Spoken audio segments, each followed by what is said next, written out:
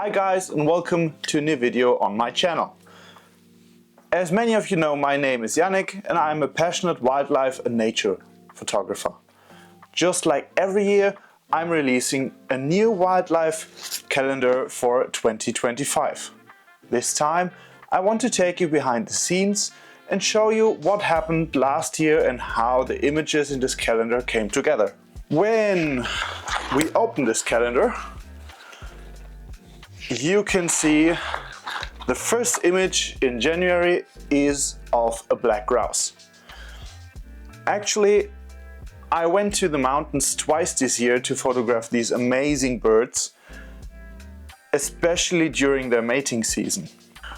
After nearly 3 hours of climbing with backpacks weighing around 25 to 30 kilos, my wife and I had set up a camouflage tent up there in the high mountains. We quietly waited through the night, and the next morning, as the first rays of sunlight touched the valley, we watched this beautiful male black grouse right in front of us, strutting and calling on the snow-covered ground. Which indeed leads me also to the next image, which is in February. And it actually came about while I was trying to photograph the black grouse. During one of my early trips, while waiting in the deep snow, I noticed the fog beautifully rolling along the mountain ridges in the valley below. This is one of the lovely byproducts from these photo sessions with the black grouse. So I indeed loved it very much. It was a very, very beautiful moment, and I tried to capture it and bring it in the February picture as well. So if we turn over to March, you can see also something very special for me. This image is, it's, as I said, it's something really special, and I've only witnessed it once in all the years of photography I do now. And as you can see, it's a white deer cuddling with a brown male deer. And this is an exceptionally rare sight, and in hunter mythology, the white deer is considered a symbol of good luck, and therefore it's under special protection, as you can imagine. And I received a tip about this sighting from my grandfather, who happened to discover the white deer a few days before me. In one afternoon, I was going out in the field and looking for it, and to my surprise, I really found it after just like 10-20 minutes looking, being around with two of his brothers, which are like the normal brown colored roe deer. And yeah, they were cuddling, and I was really happy enough to capture this moment with my camera. If we turn the pages again to the April image, this is also a very special project of mine this year. I never done that before because I didn't find any places, and I focused on the European eagle owl by the beginning of this year. And this is actually one of the few good images I was able to capture during this project, as the distances and the low light and all surroundings of this animal is very, very hard to photograph, and it was very special and very challenging to photograph this rare animal, and also very special to have it this close in front of my lens. If we turn again, we come to one of my favorite images of the year, which is one of my biggest projects of all time right now. I've been working on this project for 3 years now, and yeah, this is one of the results. And this year in March, I set up a camera trap for my large Lynx project near a big, very beautiful moss wall And typically, like if I set up a camera trap there, in these projects it can take weeks, if not months, before I capture a first image. But in this case, it only took me 2 weeks, and then I received a notification from a trail camera I had hung up there that I had captured an image. So I tracked down into the deep forest, and I was thrilled to find 3 beautiful pictures of a young male lynx, which I affectionately named Bravey. And yeah, he was walking like from behind the moss wall right towards the camera, and was a perfect moment for the camera trap and for this project as well. And I actually have 2 images of the lynx this year in the calendar, but we'll come back to that in a moment. Let's move on to the June image. So for June in this calendar, it was one of my mini projects. We were in the mountains at the end of June, beginning of July, and I was eager to photograph the Alpine marmots again after a long time. And I did just that, and even made a little video about that. You can feel free to follow this link I've put out here on the video if you haven't seen the video yet. And I'm really pleased with the results from this little project, and this one here is one of my favorite images from that little trip. The July image, as I mentioned earlier, features another picture of a lynx. But this one is quite special. And at the end of 2023, I had an encounter with my camera trap involving 2 young lynxes. And if I say young, I mean really young. They were like 1 or 2 months old, out of the den. And a female lynx had left her 2 cubs. Hi Pookie, you wanna say hi to the camera? Huh? He's a bit cuddly. Hi, Stinky. So let's get back to the image. As I said, a female lynx had left her 2 cubs right in front of my camera trap, and they were like in this area for 2 or 3 days, and the female went like around in the area to hunt something, and they were running around the camera trap and yeah, having fun, having a good time. The 2 little cubs, they were really fighting, play fighting and doing crazy stuff.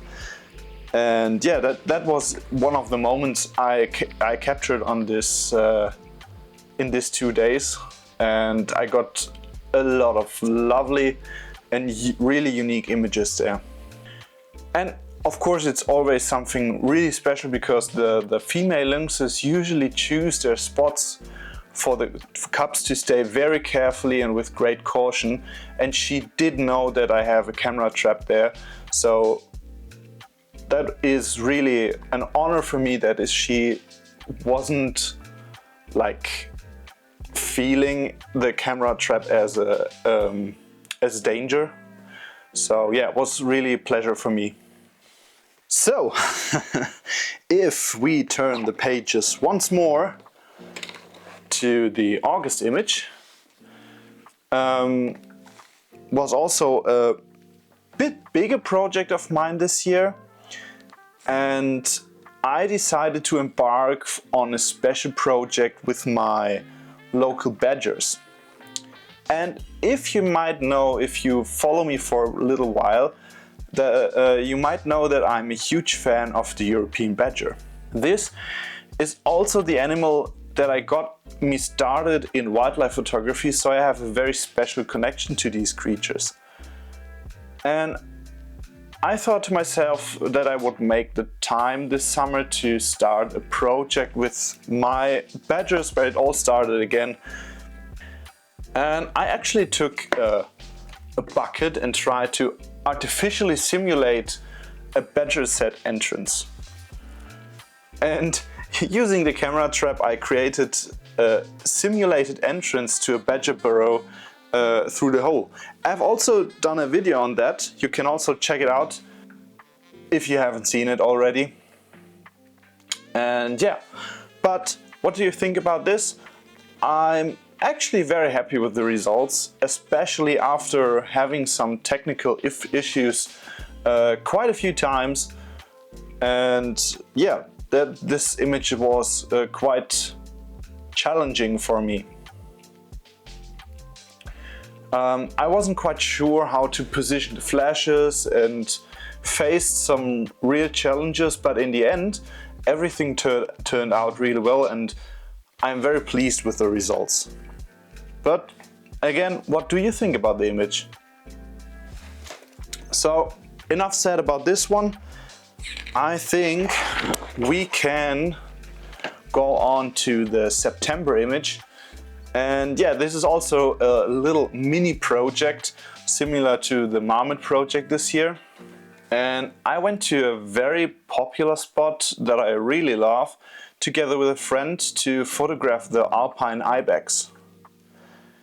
And this region is quite famous for its large male ibexes, which are very photogenic with their huge horns and yeah, very nice ibexes there. And additionally, in the mountains, as you can see, the mountains and the clouds created an incredible sense of drama, allowing me to capture truly fantastic shots of the animals. So, enough for the September image. And let's move on to the October image. The October image is also something very special and a quite rare sighting, featuring this Wallcreeper. It typically lives in steep mountain terrain with high alpine elevations. And while it's difficult to capture, it has incredibly beautiful bright red wings, making it an exceptionally photogenic bird. And I had the opportunity to photograph this very special little bird in February of this year. Depending on the seasons, they sometimes venture into urban areas to spend the coldest months there. Fortunately, I discovered where one of these birds was wintering, allowing me to get relatively close and capture this amazing image with the widespread red wings. Hi. Yeah, hello. Yeah, hello. Are you saying hello again? Huh? Hi. Bro, I really need to... You are so... You need so much love, huh? So much love. Yes. Yes. Yes.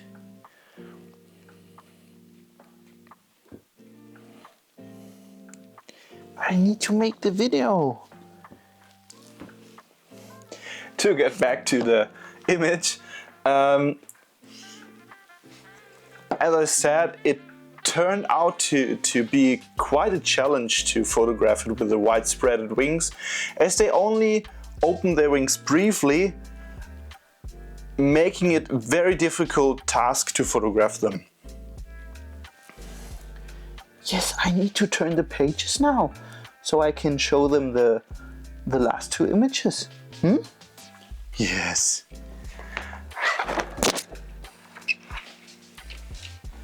Moving on to the November image. It's from a location I visit quite regularly from year to year to photograph the chamois that are relatively local to me.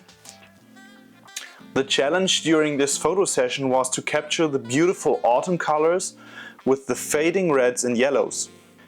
And I was fortunate that it lightly rained on that day, so it gave it a really beautiful mood.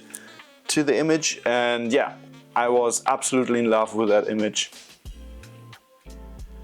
And also, additionally to that, the animals were already in their full beautiful winter coats, and they allowed me to get quite close. And yeah, as you can see, it gave me the opportunity to take some lovely photos of the chamois, which I adore for their cooperation with the photographers. Especially those chamois, normally they are quite curious and quite shy. Is it the camera or is it the fire? So, let's move on to the last image, and then I think I really have to get this kitty some love, because he's snoring around here next to me, and I think he really needs some addiction and some love. Oh, don't you need some love and addiction? Yes, you need some love and addiction. Yes, yes. For the last month, the December, I thought we've had a lot of beautiful animal moments, so I'd like to include a lovely landscape scene.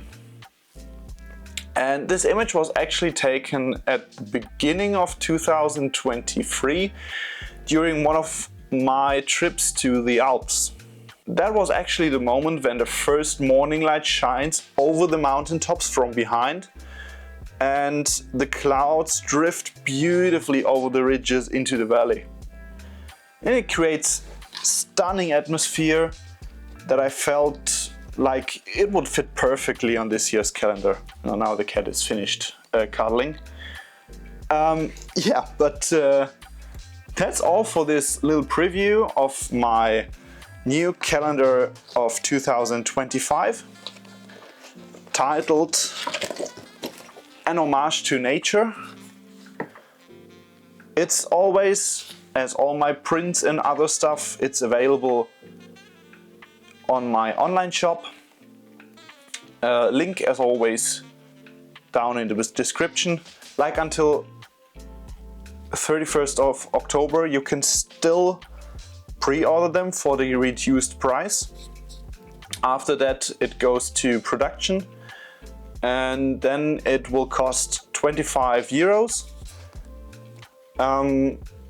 Yeah, I hope you appreciated the video about the calendar and a bit the stories behind this. Let me know if you enjoyed this short video and if you gathered some nice impressions.